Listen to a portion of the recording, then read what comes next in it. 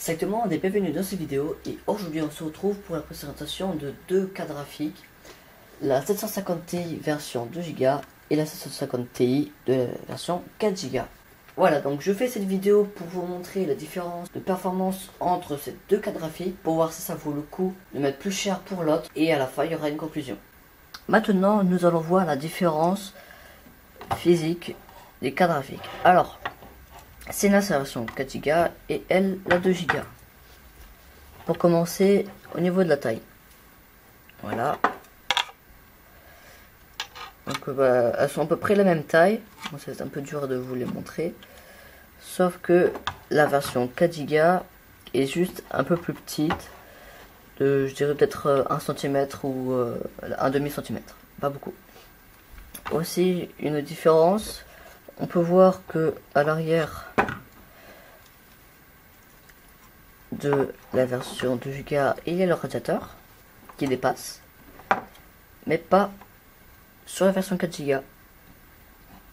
Donc c'est assez étonnant.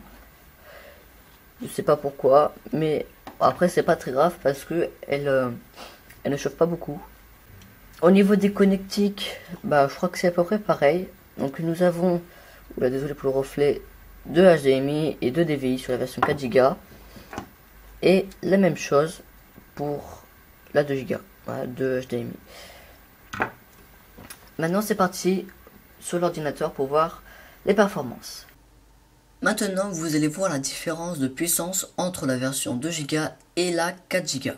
Vous risquez d'être un peu déçu par la différence. J'ai fait un test d'affichage de 6000 cubes à l'écran. Il y a environ 40-41 images par seconde avec la version 2 Go et environ 40 images par seconde avec la version 4 Go.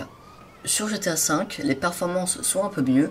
Avec les paramètres graphiques mélangés avec du moyen très haut, le jeu tourne à environ 44 fps avec la version 2 Go et avec la version 4 Go, j'ai environ 47 fps. J'ai fait deux benchmarks et voilà les résultats. À gauche c'est la 2 Go, à droite c'est la 4 Go et en bas c'est une GTX 1080 pour se repérer un peu. Vous pouvez voir que la 4 Go est un peu plus puissante, mais c'est pas énorme. Mais je vais vous dire pourquoi c'est à peu près la même performance. C'est pas parce que tu augmentes ta mémoire que tu vas avoir de meilleures performances, mais si ta mémoire est beaucoup utilisée en jeu, par exemple si vous mettez vos textures en ultra dans des jeux comme GTA V qui demandent beaucoup de mémoire, la mémoire sera beaucoup utilisée, mais vous n'aurez pas de freeze ou de baisse de FPS. Pour augmenter les performances, il aurait fallu augmenter la fréquence du corps du GPU qui là augmente beaucoup la performance.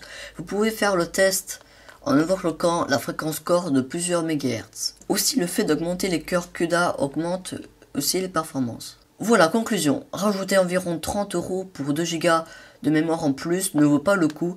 Prenez plutôt une carte graphique plus haut de gamme pour avoir une vraie différence. C'est la même chose avec la GTX 1060. Il y a une version 3 Go et une version 6 Go. Il n'y a pas d'énormes différences en jeu pour moins de 100 € en plus. Cette vidéo est finie, mettez un like si elle vous a plu et on se retrouve pour une nouvelle vidéo. Allez, ciao tout le monde.